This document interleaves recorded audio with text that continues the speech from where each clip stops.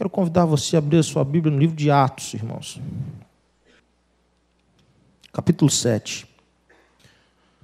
Capítulo 7, irmãos, tem um dos discursos mais belos de toda a Bíblia. Eu estou com uma vontade enorme de ler, mas ele é um capítulo grande. Mas eu vou matar minha vontade e eu vou ler o capítulo 7 com vocês. Então lhe perguntou o sumo sacerdote: porventura é isto assim? Estevão respondeu: varões, irmãos e pais, ouvi. O Deus da glória apareceu a Abraão, o nosso pai, quando estava na Mesopotâmia, antes de habitar em Harã. E lhe disse: sai da tua terra, da tua parentela, e vem para a terra que eu hei de te mostrar. Então saiu da terra dos caldeus e foi habitar em Harã. E dali, com a morte de seu pai, Deus o trouxe para esta terra em que vós agora habitais. Nela não lhe deu herança, nem sequer o espaço de um pé, mas prometeu dar-lhe a posse dela e depois dele a sua descendência, não tendo ele filho. E falou Deus que a sua descendência seria peregrina em terra estrangeira, onde seriam escravizados e maltratados por 400 anos. Eu, disse Deus, julgarei a nação da qual forem escravos, e depois disso sairão daí e me servirão neste lugar. Então lhe deu a aliança da circuncisão. Assim nasceu Isaque, e Abraão circuncidou o 8º dia. De Isaque procedeu Jacó, e deste os 12 patriarcas. Os patriarcas, invejosos de José, venderam-no para o Egito, mas Deus estava com ele. E livrou-o de todas as suas aflições, concedendo-lhe também graça e sabedoria perante Faraó, rei do Egito, que o constituiu governador daquela nação e de toda a casa real. Sobreveio, porém, fome em todo o Egito e em Canaã. Houve grande tribulação e nossos pais não achavam mantimentos. Mas, tendo ouvido Jacó que no Egito havia trigo, enviou pela primeira vez os nossos pais. Na segunda vez, José se fez reconhecer por seus irmãos e se tornou conhecida de Faraó a família de José. Então José mandou chamar a Jacó, seu pai, e a toda a sua parentela, isto é, 75 pessoas. Jacó desceu ao Egito, e ali morreu ele e também nossos pais. E foram transportados para Siquém e postos no sepulcro que Abraão ali comprara a dinheiro aos filhos de Amor. Como, porém, se aproximasse o tempo da promessa que Deus jurou a Abraão, o povo cresceu e se multiplicou no Egito. Até que se levantou ali outro rei, que não conhecia José. Este outro rei tratou com astúcia a nossa raça e torturou os nossos pais a ponto de forçá-los a enjeitar seus filhos para que não sobrevivessem. Por esse tempo nasceu Moisés, que era formoso aos olhos de Deus. Por 3 meses foi ele mantido na casa de seu pai.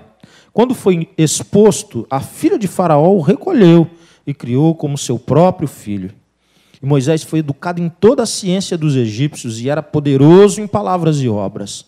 Quando completou 40 anos, veio-lhe a ideia de visitar seus irmãos, os filhos de Israel. Vendo um homem tratado injustamente, tomou-lhe a defesa e vingou o oprimido, matando o egípcio. Ora, Moisés cuidava que seus irmãos entenderiam que Deus os queria salvar por intermédio dele.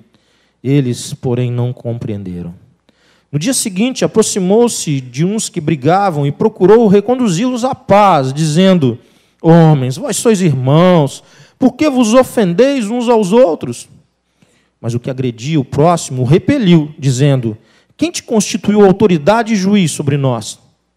Acaso queres matar-me, como fizeste ontem ao egípcio? A estas palavras Moisés fugiu e tornou-se peregrino na terra de Midian, onde lhe nasceram 2 filhos. Decorridos 40 anos, apareceu-lhe no deserto do Monte Sinai um anjo, por entre as chamas de uma sarça que ardia.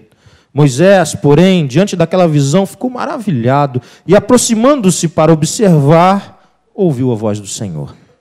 Eu sou o Deus dos teus pais, o Deus de Abraão, de Isaque, de Jacó. Moisés, tremendo de medo, não ousava contemplá-la.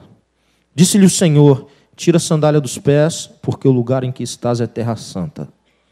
Vi, com efeito, o sofrimento do meu povo no Egito. Ouvi o seu gemido e desci para libertá-lo. Vem agora, e eu te enviarei ao Egito. a este Moisés, a quem negaram reconhecer, dizendo: quem te constituiu autoridade e juiz? A este enviou Deus como chefe e libertador, com a assistência do anjo que lhe apareceu na sarça. Este os tirou, fazendo prodígios e sinais na terra do Egito, assim como no Mar Vermelho e no deserto, durante 40 anos. Foi Moisés quem disse aos filhos de Israel: Deus vos suscitará dentre vossos irmãos um profeta, semelhante a mim.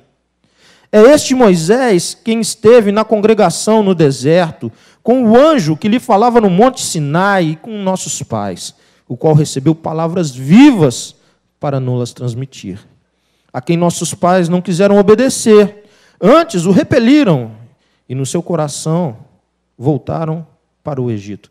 Eu gosto muito dessa expressão, irmãos. E no seu coração voltaram para o Egito.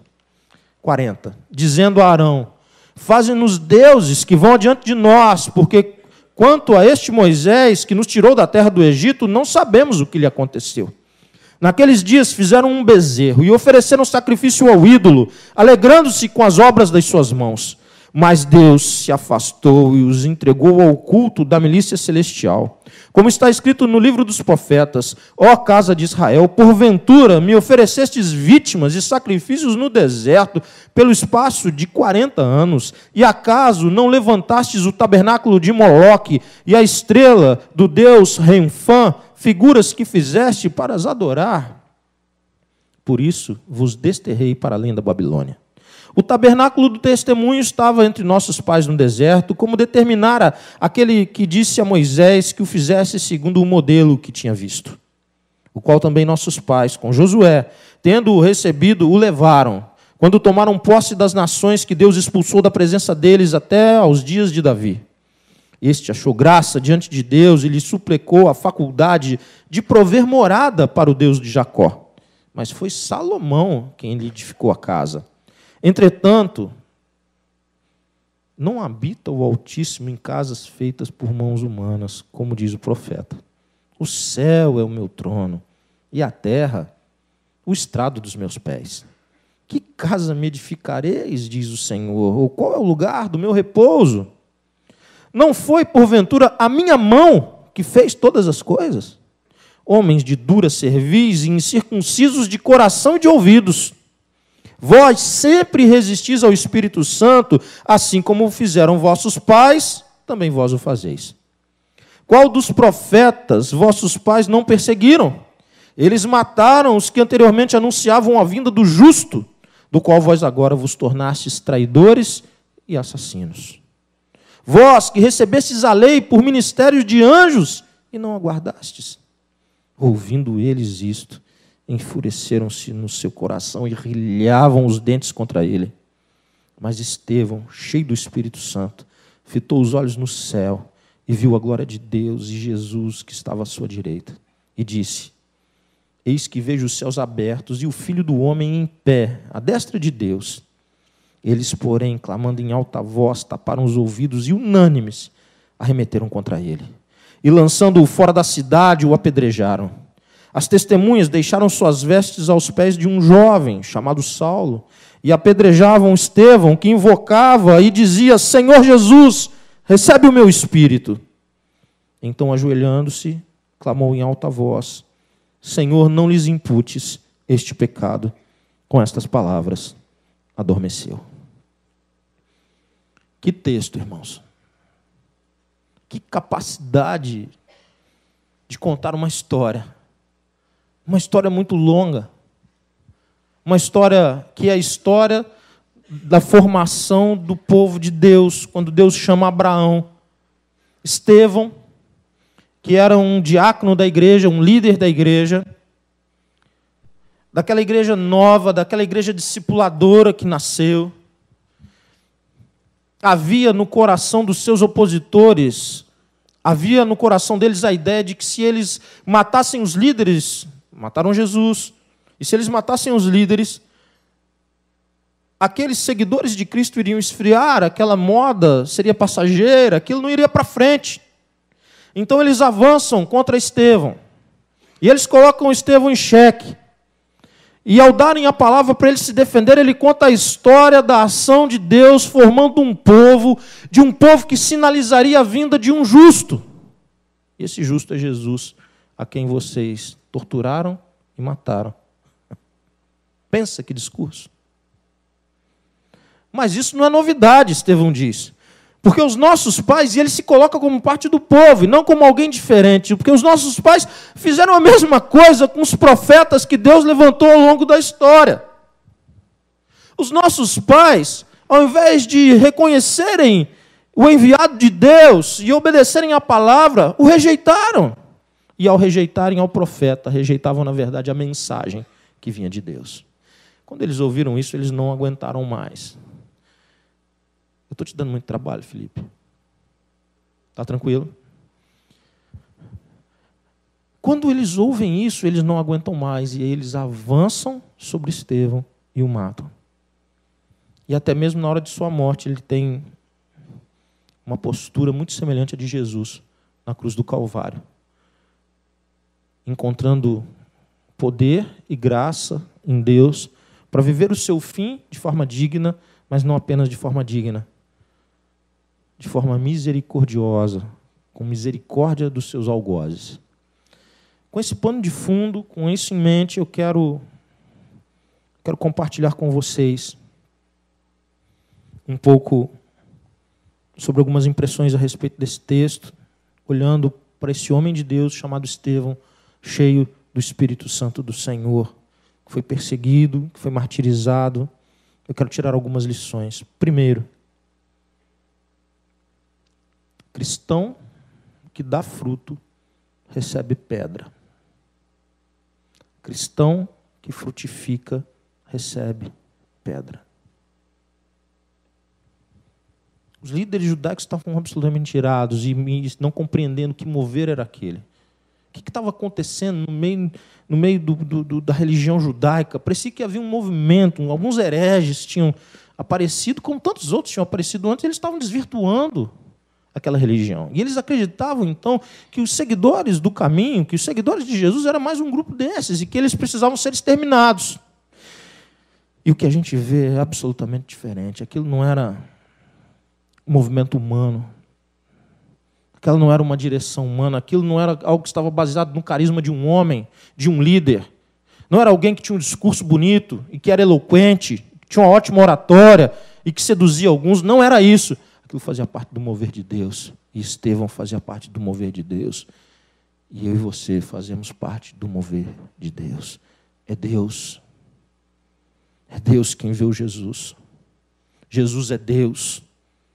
O Espírito Santo foi dado para que as nações fossem alcançadas, para que homens que caminhavam longe de Deus fossem transformados, fossem discipulados e ganhassem outros, e assim sucessivamente. Porque essa é a forma que Deus escolheu de fazer o seu nome glorioso na terra, mas de, sobretudo, reaproximar pessoas que caminhavam distantes dele para um relacionamento de intimidade com ele. Estevão expressa isso. Só que quando você vive intensamente os princípios de Deus, quando você vive uma vida cheia do Espírito Santo de Deus, o mundo te rejeita.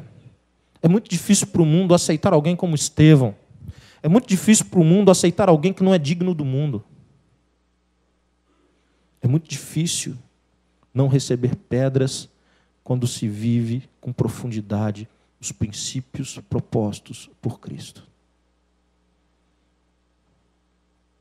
Quando há uma grande aceitação da sua vida, é bom questionar se os princípios cristãos estão vivendo de forma coerente, correta, transparente e profunda. Se você se alinha com muita facilidade ao pensar desse mundo, à filosofia desse mundo, se você se alinha de forma muito fácil àquilo que o mundo tem como princípio de conduta, princípio de vida, e você está muito parecido com isso, é bom questionar a sua vida, é bom questionar a sua fé, e é bom questionar o seu relacionamento com Deus, porque um homem cheio do Espírito de Deus, um homem que vivia com profundidade os princípios de Deus, o que ele recebeu do mundo foi oposição e violência, foi pedra.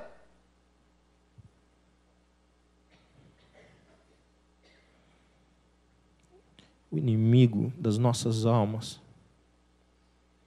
Levanta pessoas que vão contra Estevão e irão contra todos aqueles que vivem com profundidade o Evangelho de Jesus. Sabe por quê? Porque essa é a natureza de Estevão. Estevão agiu segundo a sua natureza. A natureza de Cristo que habitava a sua vida, a sua nova vida. O que é viver no modelo de Estevão? É viver segundo a sua nova natureza. É pensar, é sentir, é construir a sua vida, não de acordo com tudo aquilo que foi te ensinado durante toda uma vida, mas com os princípios de Cristo a nortear a tua história. Você tem possibilidade de dar respostas diferentes a situações. Antes você reagir de um jeito, agora você pode reagir de outra. As situações podem ser muito duras contra você, mas você tem armas espirituais para responder às investidas, para se defender e para atacar. Quando eu olho para esse texto, eu percebo que aqueles que se consagram a Deus, eles recebem palavras de desânimo. O que eles queriam fazer com Estevão? Desanimar Estevão. Dizer, Estevão não mexe com isso, rapaz. Você é um cara tão bacana, você é tão gente boa. O que tu está fazendo? Daqui a pouco você começa a entrar numa situação aqui com a gente, que a gente vai ter que te punir, isso não vai ficar legal. Larga a mão disso, cara. O que tu está querendo? E quando você começa a caminhar para Jesus e com Jesus, e quando de fato aquilo, Jesus transforma a sua vida, quando você nasce de novo, é exatamente isso que acontece. Você vai ouvir muitas palavras de desestímulo. As pessoas vão tentar te frear. O mundo vai tentar te frear. E vão zombar de você. Vão escarnecer de você. E quando a gente gosta muito, assim, de aceitação, é mais difícil ainda, gente. Todo mundo quer ser aceito. Mas quando isso é muito grande em nós, torna-se uma grande batalha. Porque as pessoas vão te desprezar, falar, rapaz, aquele cara parecia tão inteligente. Olha aquela menina, tinha um futuro brilhante, mas agora, tadinha, ela está na igreja. Ela virou crente, ela passou para crente. Cara, tão gente boa, mente aberta. O cara tinha uma mente aberta, agora olha lá, ó. Fizeram uma lavagem cerebral nele, como é que ele está? Isso é para falar o mínimo. É para falar o que a minha educação permite que seja compartilhada, mas é muito pior. É muito pior. Você vai ser seduzido a renunciar a Jesus. Vão te oferecer vantagens, desde que você assuma práticas que jogam o nome de Jesus na lama. Vão fazer tudo isso com você, se você de fato quiser andar com Jesus. Se você faz sucesso em alguma área da sua vida, se o teu trabalho, por exemplo, é um trabalho muito reconhecido, talvez queiram criar em você a ideia de que a glória é tua. Talvez digam para você, rapaz, você é muito inteligente, você deixou todo mundo para trás. Olha só, olha que se você é um homem de negócio, vão dizer, rapaz, que capacidade, visão de águia, hein? Vê lá na frente, tal, e você, e você, e você. Se você é um atleta, vamos dizer, time grande, hein?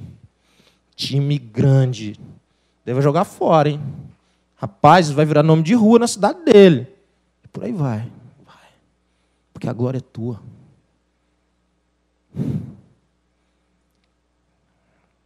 A glória é tua. Mas se você vive reveses muito profundos, e se você tem derrotas muito profundas, e talvez se você esteja vivendo um momento muito difícil em alguma área da sua vida, vão dizer, você é um falido mesmo, você é um fracassado. Olha para você.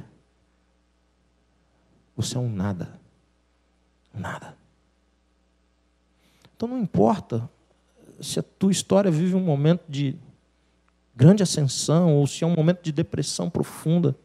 O que o mundo quer é interromper o teu relacionamento com Jesus. Entenda isso. O que o mundo quer é esfriar a tua fé. O que o mundo quer é dizer, olha, isso é coisa da sua cabeça. Isso não é real. O que o mundo quer é que você encerre a sua história com Jesus. Com Estevão eles não conseguem. Muito ao contrário. Estevão vive com Jesus naquele momento uma experiência maravilhosa. Mas e com você? Como é que está a sua fé? Como é que está a sua caminhada? Se a gente pudesse colocar um termômetro espiritual em você, como é que está teu coração? A segunda consideração que eu quero fazer nesse texto é que quanto maior é a luta, maior é a experiência de cuidado. Isso é forte no texto. Estevão já vivia, aqui é o clímax do sofrimento dele, mas ele já vivia muitos problemas por caminhar com Jesus e por ser um líder, um homem cheio do Espírito Santo, como diz a palavra, um líder da igreja. Ele já vivia muitos problemas. Esse aqui é o clímax dos seus problemas. Agora, é no meio disso tudo, é no meio do teu desejo de servir ao teu Senhor, é no meio do teu desejo de cumprir a missão que Ele te deu, de fazer discípulos, é no meio do teu desejo, das tuas escolhas, de dizerem, olha, a glória não é minha, é dele. No meio desse processo é que você vai descobrindo cada vez mais o cuidado de Deus na tua vida. O que eu estou querendo dizer para você é que quanto mais exposto você estiver, quanto mais frágil você estiver, quanto mais vulnerável para a glória de Deus você estiver, mais profunda é a tua experiência de ser cuidado, amparado, protegido por Deus. Você está com medo de quê? Do que você tem medo? Por que a fé não avança? Por que os passos não são dados? Por que há tanta inconstância? É porque muitas vezes o medo engessa. Mas medo de quê? De quem?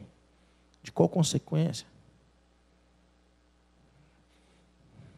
Porque é exatamente quando a luta se tornando cada vez mais brutal, cada vez maior, maior será a manifestação de cuidado, de amor, de perdão de Deus para com a sua vida. Vai dizer, mas para todo mundo é assim? Nem todo mundo que tem luta vive isso. É verdade. Nem todo mundo que tem luta vive o cuidado de Deus. Nem todo mundo que tem luta vive isso que Estevão viveu. Mas qual que é a diferença então, pastor? É para onde se olha no meio da luta.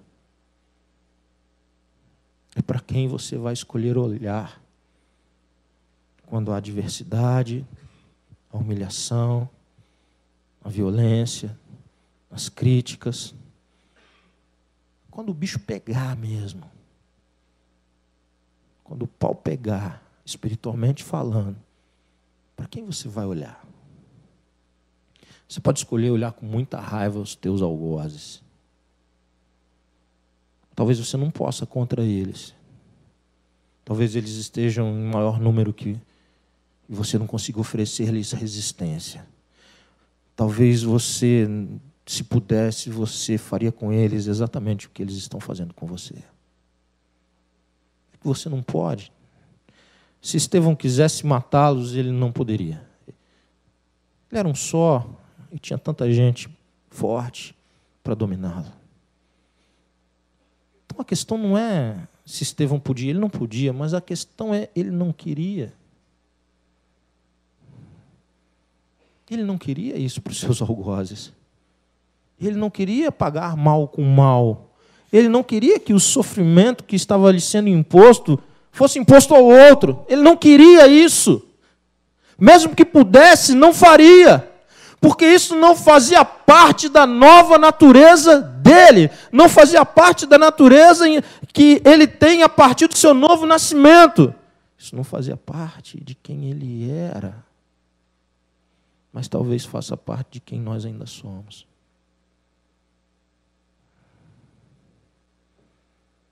Talvez faça parte da minha vida ou da sua vida. E aí a narrativa é muito legal, porque no meio No meio daquela violência, no meio daquela situação, ele escolhe olhar para o alto.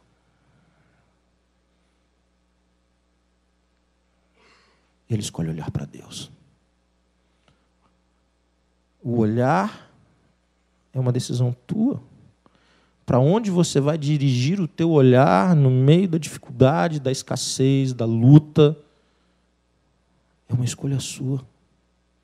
E isso vai determinar que tipo de experiência você vai ter com Deus. Então não é só luta que traz experiência com Deus. Não é masoquismo, então vamos sofrer mais para a gente ter mais experiência com Deus. O sofrimento está pouco ainda. Vou atrás de mais sofrimento. Não é essa a ideia. A ideia é para onde você olha quando você sofre dano.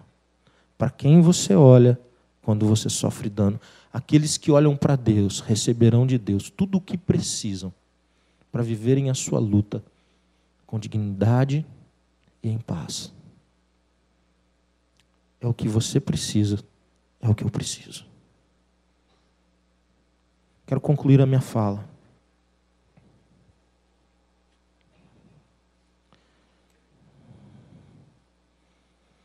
O texto me dá uma ideia de perseverança, irmãos. De um sujeito que, com muitas lutas, ele tem uma carreira que foi proposta. Ele está na carreira, está seguindo a sua carreira espiritual. E no meio dessa carreira existem muitos obstáculos, mas muitos obstáculos. O maior foi registrado para as gerações posteriores, que é o que nós lemos. Mas Estevão era, sobretudo, um sujeito que perseverava na fé. Irmãos, isso é difícil. Perseverar é uma coisa muito difícil para essa geração, para a nossa geração. Poucos são os perseverantes. Quantas pessoas perseverantes dessa geração você conhece? É engraçado que quando a gente ouve histórias mais do passado, parece que era bastante comum, as pessoas lidavam com o tempo de uma forma diferente. E aí existem muitas histórias de perseverança, de pessoas que tiveram conquistas com uma caminhada muito longa, em várias áreas da vida. Mas essa geração é uma geração online, essa geração que a resposta é para ontem. Essa geração é aquela que passa e-mail e manda o WhatsApp para dizer que eu te passei um e-mail. Não é assim? Acabei de te passar um e-mail. Hein? Antes a gente só passava o e-mail. Né? A pessoa tem um hábito, ela ia lá, você sabia que ela já tinha uma disciplina de olhar, olhava 2 vezes, 3 vezes ao dia, sei lá, depende. Não, agora não. Eu quero uma resposta tão rápida que eu não me contento. Eu já pressiono a pessoa, eu já dou uma catucada nela, porque eu te mandei o e-mail. Eu já não consigo esperar bem o resultado, a resposta. Eu quero para agora, não é para depois, não. Isso não combina com perseverança. Uma geração impregnada desses elementos, parece que isso não combina com um esperar crendo, um esperar positivo, um esperar em paz. Eu estou esperando, ainda não aconteceu, mas eu sei quem é o meu Senhor, e eu sei que Ele é fiel, e eu sei que Ele está comigo, porque eu tenho aprendido a ouvir a sua voz, e eu consigo discernir a sua voz no meio das outras vozes, e isso me dá uma fé viva, é uma esperança viva, que é desenvolvida com perseverança. Não é a oração de um dia que faz com que teu ouvido discirna a voz de Deus com clareza. Quando eu era pequeno, minha avó sempre falava que angu de um dia só não engorda cachorro. Essa é conhecida dos catarinenses, não? Não é não, né? Jamais, né? Outro nível, né, velhinho? Coisa do Rio. Angu de um dia só não engorda cachorro, não, irmãos. Dá angu um dia só para ele, para tu ver se ele engorda. Não engorda, não. Mas tem gente que quer fazer a vida espiritual forte, robusta, com angu de um dia só. O angu de um dia só pode ser um monte de coisa. Pode ser o culto, culto maravilhoso, e chorou e tal, e houve um mover, e houve mesmo. Estou dizendo que não houve. E sai daqui inflamado, e sai daqui, e dura até quando? Dura até terça ou quarta? O coração aquecido dura até quando? A vontade de caminhar com Deus dura até quando? A capacidade de continuar ouvindo a voz de Deus dura até quando? Pessoas que perseveram na fé são pessoas que conseguem permanecer ouvindo ao Senhor e por isso continuam caminhando, mesmo quando aquele caminho é um caminho duro, é um caminho difícil, é um caminho de aparente derrota. Por que elas caminham por ali? Lembra daquela história dos 2 discípulos no caminho de Emaús? Aquele é um caminho de derrota, irmãos. Tudo que eles criam tinha acabado. Os caras eram seguidores de Jesus. Eles trucidaram Jesus. Eles fizeram todo tipo de humilhação com Jesus. Depois ele morreu.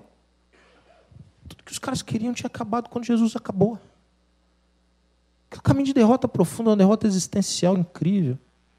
Aí Jesus vai com ele, com aquele bom humor que lhe é peculiar. Jesus caminhando com os caras. Eu gosto muito daquele texto, porque depois que Jesus vai embora, Jesus vai orar e eles percebem que é Jesus. Aí depois eles ficam ali entre os dois, né? Fala, rapaz, o meu coração estava aquecido enquanto ele estava conosco. Ele ia falando e o meu coração ia se aquecendo. É possível ter o coração aquecido mesmo numa caminhada difícil. Mesmo numa caminhada dura e de aparente derrota, é possível ter o coração aquecido quando se tem Jesus por companhia e ouvidos para ouvir a sua voz. Baixe sua cabeça, feche seus olhos um instante.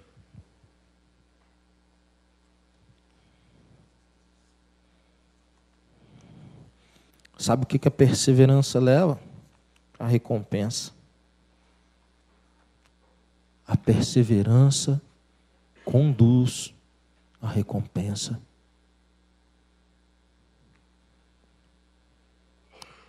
Se você de alguma forma entendeu o que Deus falou contigo nessa noite, se você tem recebido ataques, se você tem recebido desprezo, se você tem recebido algum tipo de humilhação por ser de Jesus, eu quero te convidar nessa noite a tomar uma escolha. Uma escolha de persistência. Olha para o alto. Olha para o alto. Para de querer retribuir mal com mal. Para de querer resolver do teu jeito. Para de olhar com pena para você mesmo. Para de se vitimizar. Para de dizer, eu fico pensando em Estevão, podia dizer, pô Deus, logo eu, Deus. Por que comigo, Deus? Por que eu? Pô Deus, estou tão gente boa. Estou tentando fazer a tua vontade, por que eu? Não tem nenhum traço de vitimização na história de Estevão. Porque ele estava em paz.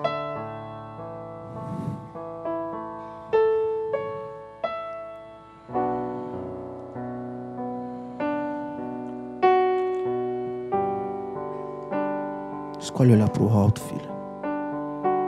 Escolhe olhar para o alto, filha. É de lá que virá tudo o que você precisa. Talvez você tenha caminhado bem com Deus. Talvez você tenha caminhado bacana com Deus e uma história bonita com Deus, só que teu coração está frio hoje. O coração está gelado. Não tem compaixão das pessoas que se perdem. O coração do Estevão estava aquecido. Ele tinha compaixão daquelas pessoas que o machucavam, porque ele sabia que elas estavam completamente perdidas. Você tem compaixão dos teus amigos de trabalho que perecem sem Cristo? Você tem compaixão dos teus familiares que perecem sem Cristo? Você tem compaixão dos teus amigos? Tu quer ir para o céu? Ou tu quer ir levar pessoas para o céu? Ai, como eu gostaria que todos os meus amigos pudessem estar no céu comigo. Ia ser tão bom. Como que eu queria que cada pessoa que eu amo pudesse estar no céu comigo para a eternidade.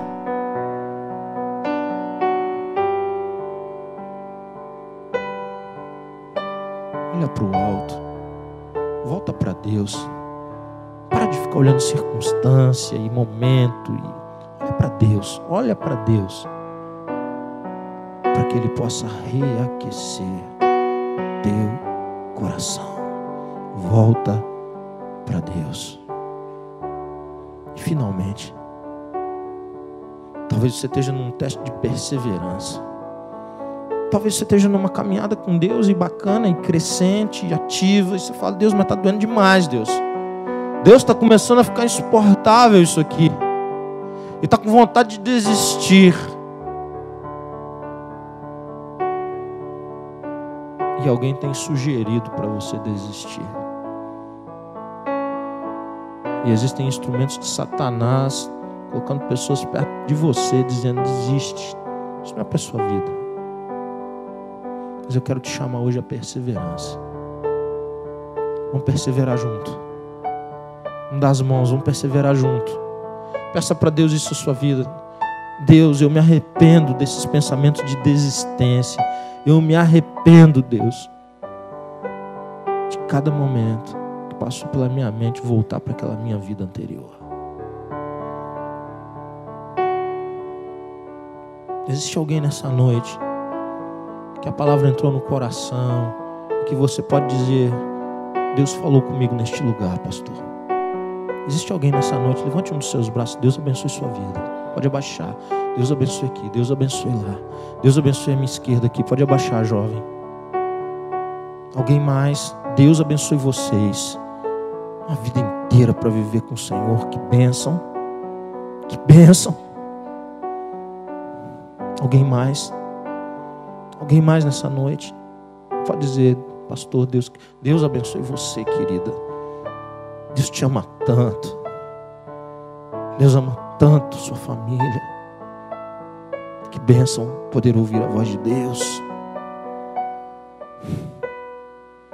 Alguém mais nessa noite? Pela última vez eu vou orar. Deus abençoe você. Deus abençoe você, querido. Deus abençoe você, jovem. Senhor, que alegria que me dá, Deus, saber que o Senhor é um Deus vivo e que fala com pessoas, Pai. Oh, que alegria que isso me dá, Deus. Que sentimento gostoso é esse, Deus, de sabermos, Pai, que quando nós abrimos a Tua palavra e nós paramos para buscar entender a Tua vontade, o Senhor é um Deus que se revela, o Senhor é um Deus que se manifesta, o Senhor é um Deus que chama pessoas pelo nome, traz a Tua presença de um jeito que elas entendem. Ele falou comigo, Ele me chamou pelo meu nome, Ele me ama e por isso está me corrigindo. Ele é um Deus que tem uma vida nova e eu estava querendo a velha. Eu queria desistir, mas Ele não desistiu de mim. Eu queria olhar para o chão, mas Ele me fez olhar para Ele, para o alto. Muito obrigado, Deus, por essa manifestação da Tua graça em nosso meio. Louvado e bendito seja o nome do Senhor. E agora, Deus, confirma essas vidas que de alguma forma ouviram a Tua voz e elas estão entendendo o Teu querer de um modo mais claro. Algo foi revelado a elas, e eu peço, Deus, em nome de Jesus, que o Senhor as sustente, Deus. Sustenta firme, que elas permaneçam no propósito de viver com o Senhor, para a glória do Senhor, que elas superem as adversidades, Deus, vivendo experiências maravilhosas com o Senhor, que elas cresçam na fé, que elas rompam limites, Deus, que hoje eles estão travando, segurando, e que a vontade do Senhor se cumpra na vida de cada um, e que vivam vidas felizes, mesmo em meio às dificuldades, mas realizados em paz, de modo digno. E use essas vidas com poder para a glória do Teu nome, porque isso o mundo não tem para oferecer, Deus. E o mundo precisa, Deus. O mundo está carente. Levanta essa gente, Deus, como instrumento Teu, na escola, na família, na faculdade, no trabalho. Deus, que esse povo inflamado, com o coração aquecido, viva intensamente como uma bandeira do Senhor, como um farol a iluminar, para a glória do Teu nome, Deus. Que o amor de Deus, o nosso Pai, que a graça salvadora de Jesus Cristo e as doces consolações do Espírito Santo de Deus sejam derramados de forma viva, rica e abundante sobre a sua vida, sobre a sua família, sobre todo o povo de Deus. Amém. Glórias a Deus.